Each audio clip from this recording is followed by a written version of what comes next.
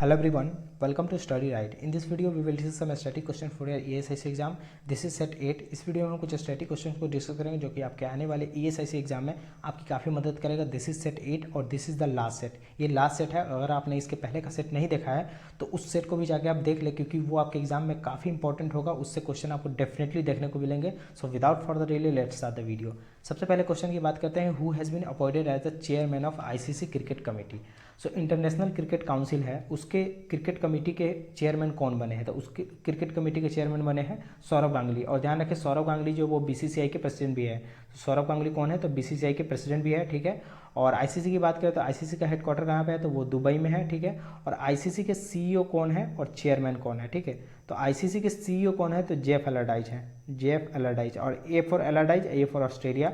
तो ये ऑस्ट्रेलिया से बिलोंग करते हैं. और चेयरमैन है ग्रेग बार्कले. ग्रेग बार्कले कहाँ से है? तो वो न्यूजीलैंड से बिलोंग करते हैं. ठीक है. तो ICC के लिए आपको इतना बात ध्यान रखना है. और एक होता है national cricket academy. So national cricket academy NCC के हेड कौन है? तो NCC के हेड है VVS Laxman. National cadet corps नहीं है, ये नेशनल क्रिकेट अकेडमी है जिसके हेड है VVS लक्ष्मण. ठीक है. और क्रिकेट की बात करें तो रिसेंटली सैयद अली मुश्ताक ट्रॉफी हुआ था. तो सैयद अली मुश्ताक क्रिकेट ट्रॉफी हुआ था. और ध्यान रखें, सैयद अली जो मुश्ताक क्रिकेट ट्रॉफी वो T20 का ट्रॉफी होता है. 2020 जो मैच होता है ना, उसका होता है. उसमें तमिलनाडु जीता और डिफीट किया किसको? तो तमिलनाडु ने कर्नाटका को हटाया. तो सैयद अली मुश्ताक ट्रॉफी किसने जीता? तो तमिलनाडु ने. और एक लेजेंड्स क्रिकेट लीग होने वाला है. ठीक है. लेजेंड्स क्रिकेट लीग मतलब जो बड़े बड़े खिलाड़ी हैं जो कि रिटायर हो चुके हैं, लाइक सचिन तेंदुलकर वगैरह, तो वो सब इस क्रिकेट लीग में खेलेंगे. जो कि कहाँ पे होगा? तो ओमान में होगा. तो दिस इज वेरी इंपॉर्टेंट कि लेजेंड्स क्रिकेट लीग कहाँ पे होगा? तो ओमान में होगा. और लेजेंड्स क्रिकेट लीग के CEO कौन रहेंगे? तो CEO हैं रमन रहेजा. सो लेजेंड्स क्रिकेट लीग के CEO हैं रमन रहेजा.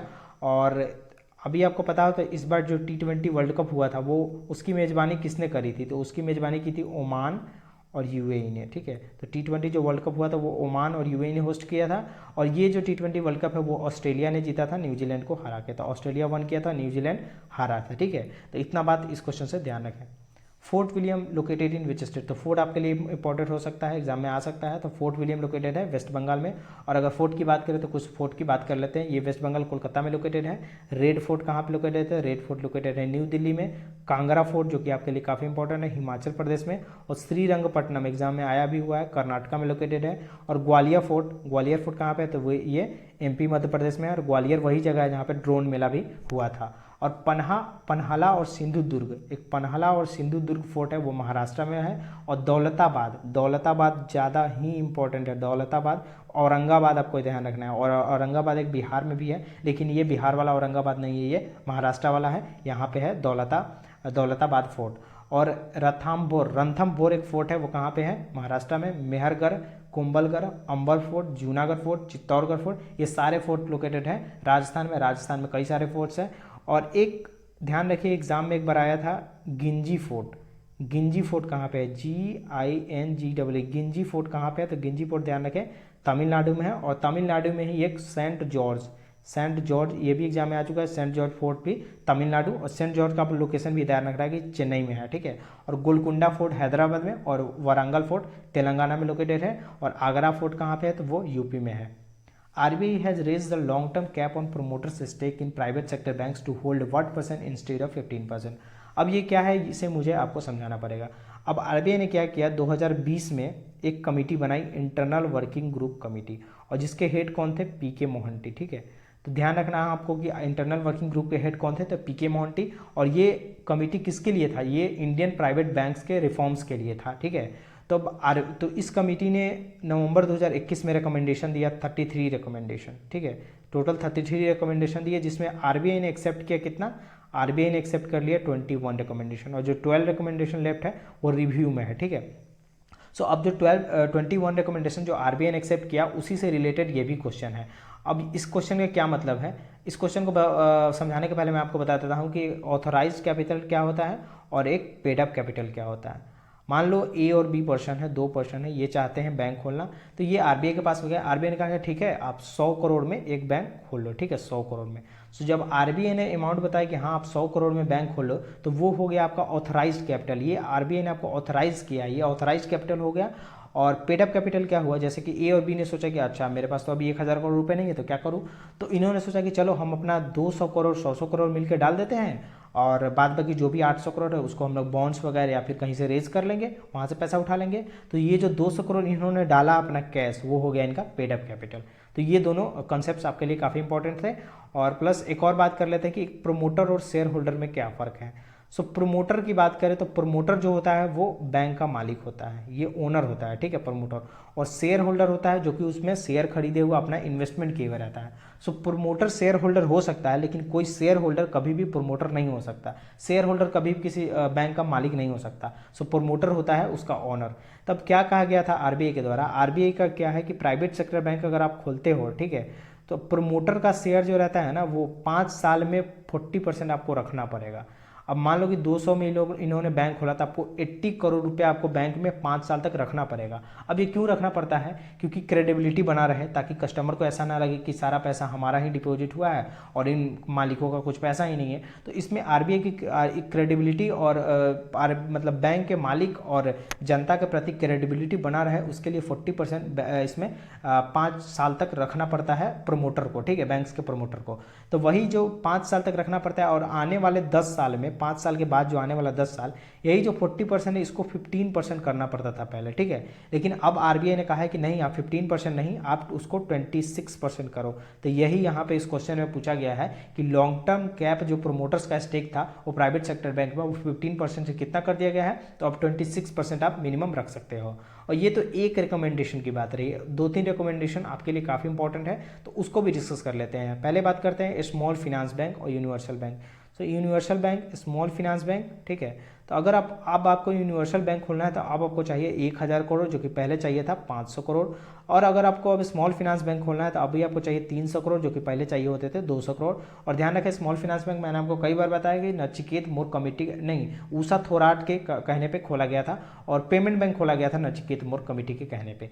और अगर आपको अर्बन कोऑपरेटिव बैंक को अगर स्मॉल फिनेंस बैंक में अगर कन्वर्ट करना है, सो आपको कितना चाहिए, अब 150 करोड़ रुपए चाहिए, जो कि पहले चाहिए होते थे 100 करोड़।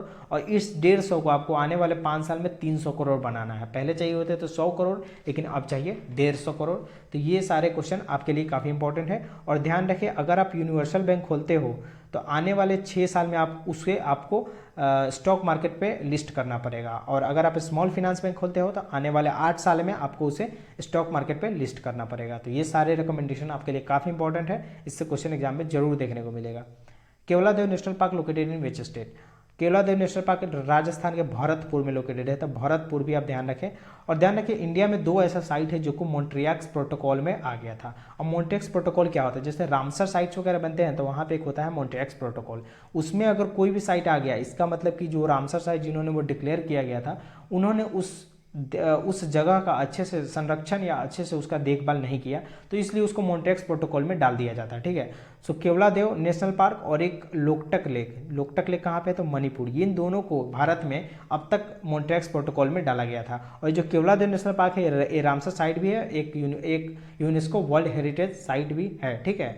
और अभी अगर बात करें तो 2 न्यू रामसर साइट बने हैं, ठीक है, 2 न्यू रामसर साइट, ठीक है। तो क्या हुआ, 2 न्यू वर्ल्ड हेरिटेज साइट की पहले बात कर लेते हैं, ठीक है। वर्ल्ड हेरिटेज साइट 2 न्यू बने हैं। जब 44th सेशन हुआ कुछ दिन पहले, ठीक है, यूनेस्को का 44th सेशन, ठीक है, यूनेस्को का 44th वर्ल्ड हेरिटेज कमेटी हुआ, वो कहाँ पे हुआ था, तो फुजो चाइना में हुआ था। तो ध्यान रखें, 44th सेशन कहाँ हुआ था, फुजो चाइना में हुआ, जो कि ऑर्गेनाइज किया गया था यूनेस्को के द्वारा। और 45th सेशन कहाँ पे होगा, तो वो होगा काजान, रसिया में, ठीक है। तो इसमें से आपको 2 न्यू वर्ल्ड हेरिटेज साइट बने थे, ठीक है, जिसमें कि पहला था कौन सा, 39th और 40। अब इंडिया में टोटल 40 वर्ल्ड हेरिटेज साइट हो गया था। 39th में बना था रुद्रेश्वरा टेम्पल, जो कि काकाटिया रुद्रेश्वरा टेम्पल, जिसको रमप्पा टेम्पल भी कहते हैं, जो कि तेलंगाना में है, वो 39th बना था। और धोलावीरा है एक जगह जो कि गुजरात में है, वो 40th हमारा वर्ल्ड हेरिटेज साइट बना था। और सबसे ज़्यादा बात करें कि कहाँ पे किसी स्टेट में सबसे ज़्यादा वर्ल्ड हेरिटेज साइट है, तो महाराष्ट्र में टोटल 5 सबसे ज़्यादा वर्ल्ड हेरिटेज साइट है, ठीक है। और नाउ इंडिया में टोटल वर्ल्ड हेरिटेज साइट हो गए हैं। और टोटल वर्ल्ड की बात करें कि टोटल वर्ल्ड में कितने हेरिटेज साइट है, तो टोटल 1154, ठीक है, टोटल 1154 हेरिटेज साइट है टोटल वर्ल्ड में, ठीक है। दूसरे क्वेश्चन की बात करते हैं कि कोलकाता पोर्ट नेम्ड आफ्टर हुम। तो कोलकाता पोर्ट किन के नाम पे रखा गया है? तो कोलकाता पोर्ट का नया नाम है डॉक्टर श्यामा प्रसाद मुखर्जी एयरपोर्ट। इसका श्यामा प्रसाद मुखर्जी पोर्ट, इसका नाम प्रधानमंत्री नरेंद्र मोदी ने चेंज कर दिया। और ध्यान रखिए कोलकाता पोर्ट 2020 में 150 साल पूरा हुआ, तो ये काफ़ी पुराना पोर्ट है। और कुछ हम लोग पोर्ट की बात कर लेते हैं। तो जो कोलकाता पोर्ट है वो हुगली रिवर पे है। तो ध्यान रखिए कोलकाता पोर्ट जो है डॉक्टर श्यामा प्रसाद मुखर्जी पोर्ट वो किस पे है? तो वो हुगली रिवर पे है। और ध्यान रखिए कोलकाता पोर्ट या डॉक्टर श्यामा प्रसाद मुखर्जी को हम लोग क्या कहते हैं? Gateway of eastern India, eastern India का गेटवे भी कहते हैं, ईस्टर्न इंडिया का द्वार। हल्दिया पोर्ट कहाँ पे है? तो हल्दिया पोर्ट भी आपको कोलकाता में ही देखने को मिलेगा, ठीक है, वो भी हुगली रिवर पे। अब पारादीप पोर्ट जो कि आपके लिए इंपॉर्टेंट है, उड़ीसा में है, ठीक है। और कांडला कच्छ गुजरात में है, ठीक है। और ध्यान रखिए टिडल पोर्ट, एक होता है टिडल, ठीक है, टाइडल। तो केवल एक ही इंडिया में टाइडल पोर्ट है, वो है कौन? कांडला पोर्ट, जो कि कहाँ पे है? कच्छ गुजरात में है। Jawaharlal Nehru port located in which state? So Jawaharlal Nehru port कहाँ पे लोकेटेड है? तो वो मुंबई में लोकेटेड है, ठीक है। और इसका पूरा नाम क्या है? न्यावा शावा, न्यावा शावा पोर्ट भी इसे कहते हैं, इसका पुराना नाम है, ठीक है। और कामराजार पोर्ट कहाँ पे है? कामराजार पोर्ट और एनोर पोर्ट, ठीक है, एरोड, एनोर, ये कहाँ पे है? दोनों तमिलनाडु में पोर्ट है। और टूटीकोरिन भी पोर्ट कहाँ पे है? तो वो भी तमिलनाडु में है। Bakhira wild life sanctuary located in which states? अब बखीरा वाइल्ड लाइफ सेंचुरी क्यों लोकेटेड मैं बताता हूँ। ये वैसे ही उत्तर प्रदेश में लोकेटेड है, ठीक है। तो अभी क्या हुआ, 2 फेब को क्या होता है? वर्ल्ड वेटलैंड डे मनाया जाता है, ठीक है। 2 फेब को क्या मनाया जाता है? World wetland day. और इसका थीम क्या था? Wetland action for people and nature, wetland action for people and nature 2 Feb 2022 को मनाया गया, ठीक है। तो इंडिया से 2 न्यू रामसर साइट ऐड हुए हैं, ठीक है। तो पहला है एक Khijadiya wild life sanctuary, Khijadiya wild life sanctuary जो कि कहाँ पे है? तो वो गुजरात में लोकेटेड है। और दूसरा है बखीरा वाइल्ड लाइफ सेंचुरी जो कि कहाँ पे लोकेटेड है? उत्तर प्रदेश में। सो अब इंडिया में टोटल रामसर साइट कितने हो गए? फरवरी तक 49 टोटल रामसर साइट हो गए हैं इंडिया में, ठीक है। और ये वही 2 फरवरी वर्ल्ड वेटलैंड डे के दिन ही अनाउंस किया गया था, ठीक है। तो ये कहाँ पे है? और ध्यान रखें उत्तर प्रदेश में अगर कुछ बात करें तो एक पटना बर्ड सेंचुरी है, पटना बिहार वाला नहीं, पटना बर्ड सेंचुरी, वो भी उत्तर प्रदेश में लोकेटेड है। सूर सरोवर वाइल्ड लाइफ सेंचुरी वो भी उत्तर प्रदेश में लोकेटेड है। सांदी वाइल्ड लाइफ सेंचुरी वो भी उत्तर प्रदेश में लोकेटेड है, ठीक है। Which is the first small finance bank of India? Small finance bank किनके कहने पर कहा गया था? तो ये कहा गया था उषा थोराट कमेटी पे। और तो पहला स्मॉल फाइनेंस बैंक कौन है? कैपिटल स्मॉल फाइनेंस बैंक, जिसका हेडक्वार्टर कहाँ है? जलंधर में, जलंधर पंजाब में। और इसका टैगलाइन भी आप ध्यान रखें, इसका टैगलाइन है विश्वास से विकास की तरफ, ठीक है। What is the minimum amount to open Sukanya Samriddhi account? अब ये काफी इंपॉर्टेंट है सुकन्या समृद्धि योजना से रिलेटेड। तो आपको 250 मिनिमम रुपया लगता है सुकन्या समृद्धि अकाउंट खोलने में। अब क्या हुआ, मोदी ने 22 जनवरी, प्रधानमंत्री हमारे जो मोदी है 22 जनवरी 2015 को, कहाँ से? 2015 को पानीपत हरियाणा से इस योजना को लॉन्च किया था, जो कि एज अ किसका पार्ट है? तो जो पार्ट है बेटी बचाओ बेटी पढ़ाओ का ही पार्ट है, ठीक है।